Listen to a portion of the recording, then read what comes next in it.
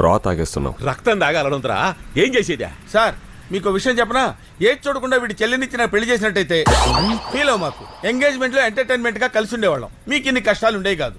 ఒక్కటి ఆలోచించండి, just think చేయండి. జరిగిన కథలో మా పెళ్లి చూపులు తీసేసి చూడండి, మీకే అర్థం అవుతుంది. తన్నవేందన్నా?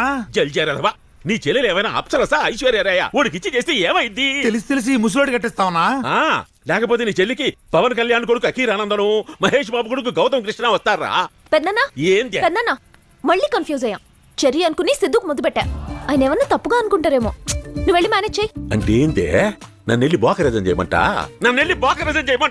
అక్క ఇదేం చేసిందో? ఇందాక నేను సిద్ధు అనుకుని బాత్రూమ్ డోర్ తీసాను. చెర్రీ ఉన్నాడు. సారీ అక్క. సర్లేవే. బాత్రూమ్ పోయా బెడ్రూమ్ కు పోకపోయినావా? మొన్న వెళ్ళా పెద్దనా, అక్కడ కూడా కన్ఫ్యూజ్ అయ్యా. అన్నా అందరికి గాంధీ తాత లేక నువ్వు కూడా అందరికి పెద్దనాన్న అయిపోయినావా?